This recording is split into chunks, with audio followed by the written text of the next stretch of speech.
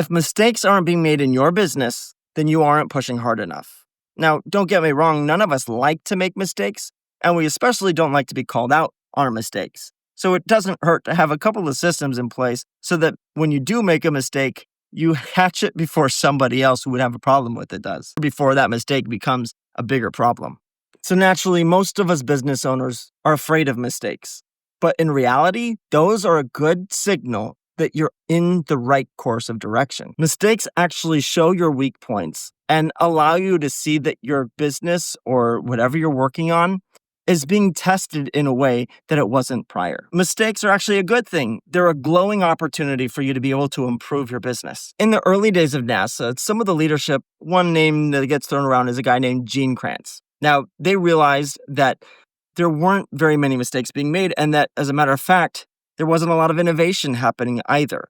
And they wanted to encourage people to test the limits, to push a little bit harder, and create a culture where mistakes were actually allowed or even encouraged. The primary motive here was that too few mistakes meant there was too little innovation, and they wanted to flip that. So what they did was they created what is called now a clapping culture.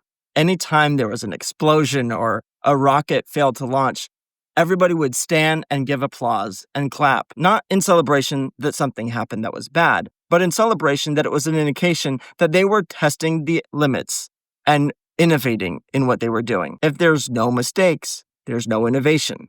The moral of the story is that you don't want to punish risk takers. You want to reward them for actually innovating and trying things that are new that could actually improve the efficiency of what you have going, whatever the system is. So one of the things that we have to do as business owners is create a culture that actually allows mistakes, maybe even encourage it a little bit. For example, when I hired a new tech, I noticed that every window was completely spotless. Meanwhile, I also noticed that it was taking him almost twice as long to clean those windows as it would for me. So what I had to do was let him know I needed to see a couple of drops. Now, obviously, we would go back and touch it up and make sure. But if he wasn't working fast enough, we were losing dollars on the hour because efficiency was out the window. Sure, everything was spotless, but could it have been spotless with 30 minutes saved? So I encouraged him to test the limits and clean every window as fast as he possibly could. And if there was any drips or drops, we would go back and touch it up. Now, each day we were able to improve and have less drops while still maintaining an efficient work routine. So obviously, there was needing to be some nuance. But we had a push in a direction where we could be more efficient and eventually make more money. And then to follow up, anytime that I would run into a drip or a drop, obviously we would touch it up. But I would also reward him and let him know I was appreciating that he was pushing the boundaries and working as quickly and efficiently as he could. Now, obviously, encouraging mistakes and risk-taking does not mean you ignore the mistakes.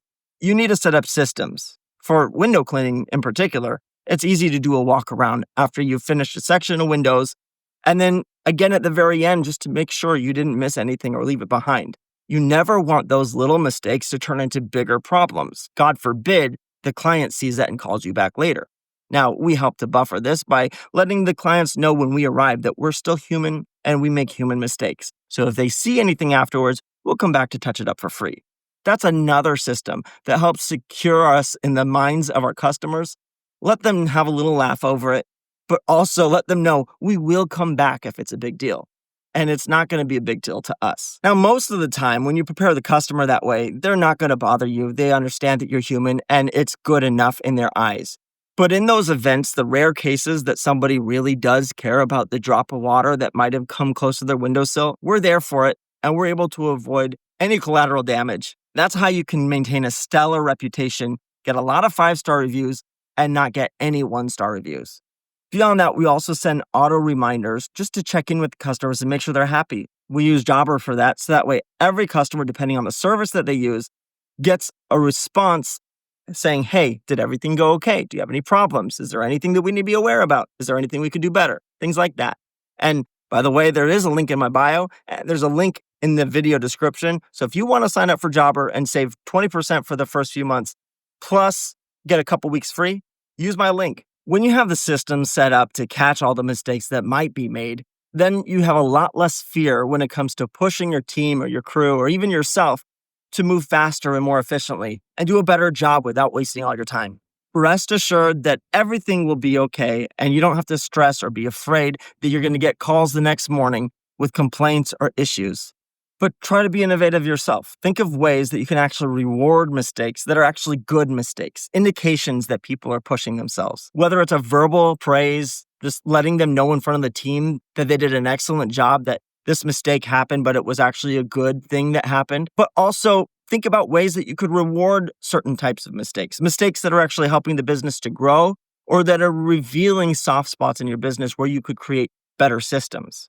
Now, remember, risks come with rewards, and so you want to incentivize the right types of mistakes in your business. One of my favorite proverbs is actually Proverb chapter 14, verse 4, and it talks about where there's no oxen, the stable is clean, but an ox is necessary to bring in the harvest. Moral of the story, if there's no mistakes being made, there's no harvest being brought in. There's no innovation happening. There's no growth. You've gone stagnant. So incentivize the right types of mistakes. Have a culture, an environment that people who make mistakes feel comfortable enough acknowledging them so that everybody in your business can grow from them and benefit from the rewards of those mistakes. Remember, you've already invested in those mistakes, so you might as well embrace them and turn them into an educational opportunity. It's like the tuition for your business to be more successful. Anyways, don't make too many mistakes, but if you do, make the mistakes in the right direction, and I'll see you in the next video.